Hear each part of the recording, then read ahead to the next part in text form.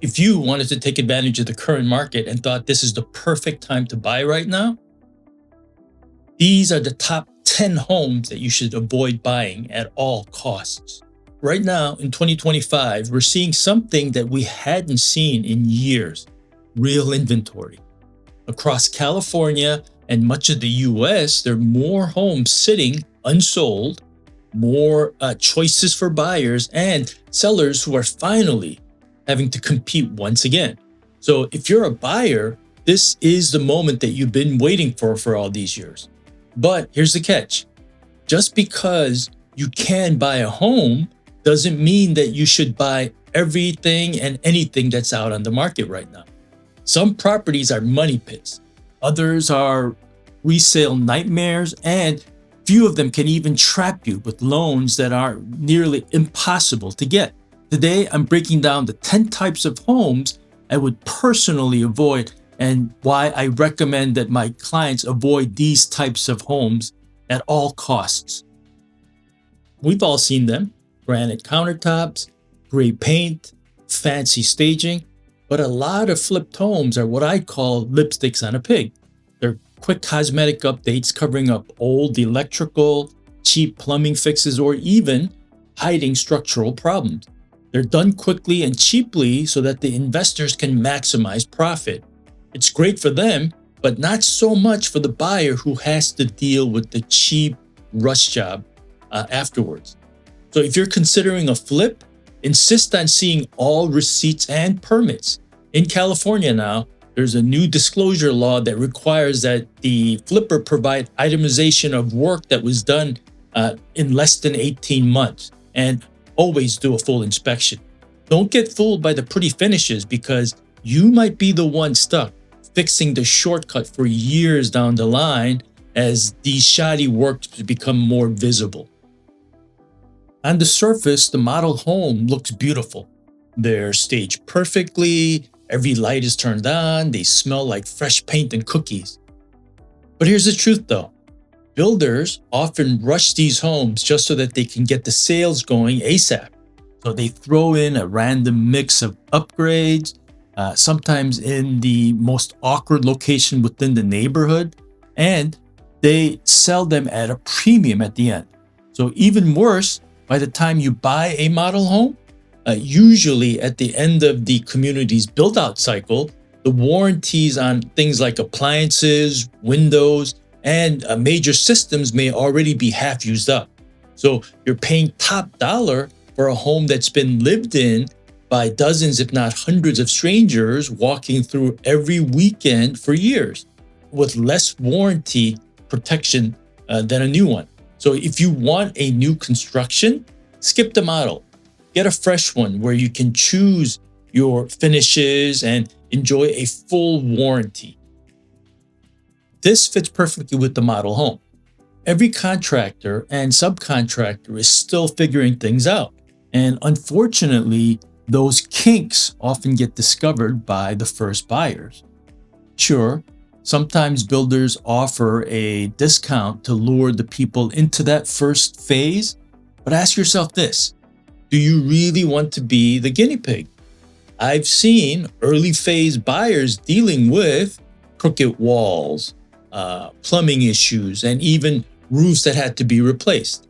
So this is like buying the first year of a brand new model car.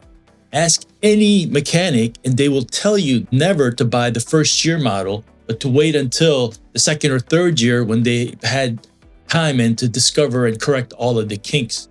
So my advice, if you like a new development, wait until at least phase 2 or 3. By then, the crews would have learned the floor plans, they would have adjusted their processes, and the homes are usually built much cleaner and nicer. This one is huge right now in California. Many condo complexes were built in the 70s, 80s, and 90s, and they're starting to age. So roofs, plumbing, siding, you name it, they're getting old. And if the HOA hasn't been saving properly, lenders look at that and say, this may be too risky. After the tragic Surfside collapse in Florida, Fannie Mae and Freddie Mac made their rules a lot stricter. So if an HOA doesn't have enough reserves, typically at least, let's say, 10% of the budget. Or if there are big special assessments coming down the line, lenders can label those condo communities as being unwarrantable. And in California now has a huge list of these blacklisted unwarrantable communities. And what does this mean? It means that you can't get a normal FHA or a Fannie Mae loan. Your options basically are cash or a higher rate specialty loan. So that eliminates most of the buyer pool, which kills resale value. So if you're looking at condos, always ask, what's the reserve study look like? Is it sufficient? Are there special assessments coming down the line? Otherwise, you can get stuck with the property that only cash buyers can touch.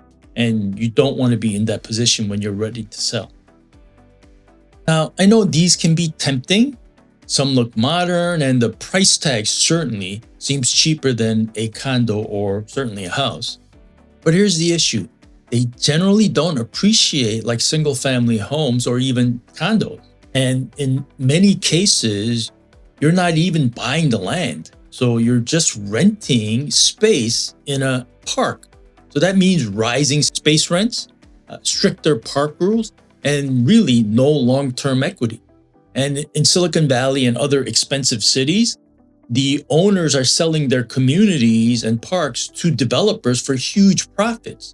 Then these renters are left trying to relocate their mobile homes, which really are very unmobile. So if you're on a budget, I'd still encourage you to try to stretch for a condo. Or if that's not possible, drive out a little bit so that you can buy a single family home. At least then you're building equity in land, which is what really appreciates over time. You've heard the saying, buy the worst house in the best neighborhood. That's true. What you don't want to do is buy the nicest house in a horrible neighborhood. Homes next to major power lines, on busy streets, or near railroad tracks. Those are always going to be harder to sell. They lag behind in appreciation because buyers will hesitate. Personally, I'd take a junky fixer in a great location over a gorgeous home in a bad neighborhood any day of the week. So you can remodel a house, but you can't really move it off of a noisy street or away from high power lines. Zero lot line houses might look like clever space solutions that are more affordable, but they're basically asking for neighbor drama. So when there's literally no space between your home and theirs, privacy goes out the window, along with your peace of mind. You'll be dealing with constant noise, fights with who fixes what on shared walls, and potential legal headaches if certain repairs need to be done. And worse yet, these homes don't hold value like regular homes do. While a home with a decent yard gives you options to improve and expand, zero lot properties just get older with nowhere else to go. So most smart buyers try to steer clear once they realize what they're signing up for.